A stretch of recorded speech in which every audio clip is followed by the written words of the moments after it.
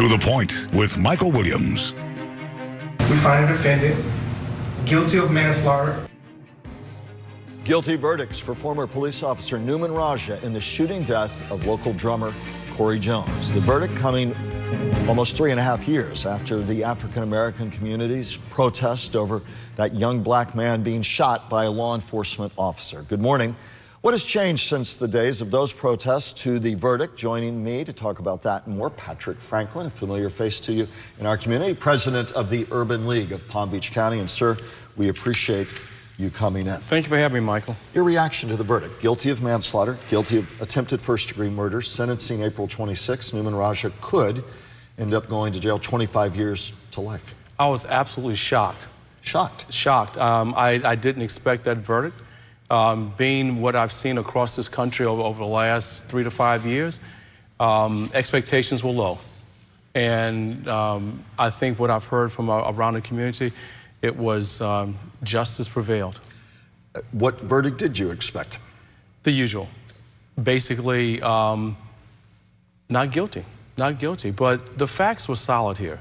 And I applaud Dave Ehrenberg and his team that went, Mr. Fernandez and Ms. Harris. They did a phenomenal job, and I really applaud the work that they did. Talk a bit more about what you're speaking of contextually, about what you've seen in cases. Ben Crump, civil rights attorney for the Jones family, at a news conference in the afternoon after the verdict, talked in essence about what you are. He said, we've seen, his words, far too many cases around the country where, from our perspective, there's overwhelming evidence of an illegitimate, unjustified shooting by a police officer of a black man, and yet there is no action taken, no legal action taken. I'm presuming that that's exactly what you were seeing as a template for your view that nothing would happen here from your perspective. Michael, just go back a year and a half ago when we were looking for are any charges going to be brought. That was a big hurdle. Were they going to have any charges? And to get to the point that we went to trial and we have a verdict in favor of Corey Jones, that was a large mountain to climb. What had been the sense in the community, particularly the African-American community, in the months finally leading up to trial, not to mention the last 3 years? Certainly early on, there have been protests, always peaceful, and we note the Jones family was consistent in that from the outset. Said we want to honor Corey Jones peacefully. But from those early peaceful protests all the way up to trial, what was your sense of the mood, the conversation? I go back to the very beginning, back in October of 15, when I first met Bishop Banks and his family. His grandfather. His grandfather. What a wonderful family. They were true and steadfast throughout this whole process. They never gave up. They never took their eye off the ball of justice and truth for Corey. They never did. They did it the great model way. I've spent many hours with Bishop Banks on panels and different discussions where they were always on the same beat. Justice for Corey. The truth will come out. I applaud the work that they did. They were nonstop throughout this whole process. What message does it send? What message should it send to our community? And really a story that got some considerable national publicity as well. What wider message should it send? What wider message will it send, if any? Well, I think one thing, it sends a great message that we have a great community here. We have a great community. We work together. We understand what the issues are, and we have been working in the background with law enforcement in the community for many years.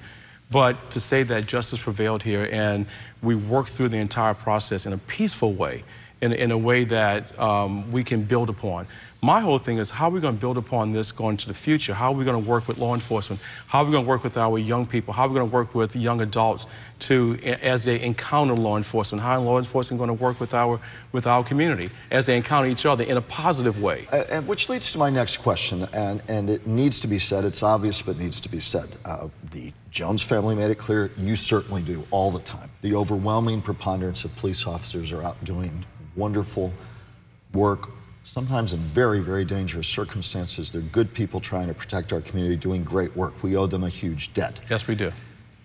How do you build on that with people in the black community where the barrier of trust or mistrust has been so high, and try and coalesce the positives there to focus on that instead of what we all tend to do, which is focus on the negatives? Well, first of all, law enforcement is the most dangerous job in this country.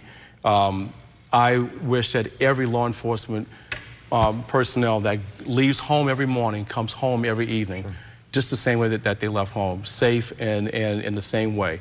I respect law enforcement. This community respects law enforcement. We're here to work with them. How do you do that and break down barriers of trust that still exist in many places? We need to have more dialogues. The dialogues that we have between law enforcement right now, we need to invite law enforcement into our meetings, into our community meetings, and have them really be a good part of our conversation and talk about how do we communicate with each other. Do you see enough of that in the community? What are you doing proactively in that regard? What are police doing proactively with you? We've been doing it for years with Sheriff Bradshaw in the Sheriff's Department. We've been doing that for years.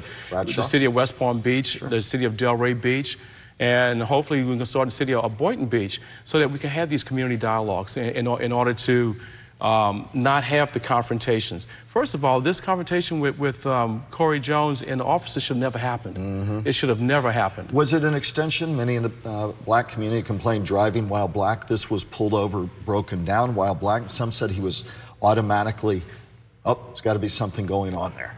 Well, we need to take these stereotypical perceptions and put them somewhere else. Do you think it was stereotypical perceptions that helped? Well, we can all have our own views, but in the black community, that does exist. What do you say to young black men about having concealed weapons? Many say protection, Second Amendment right, and yet it can help create a situation that can lead to something awful as it did that night. Michael, we all have the right to bear arms.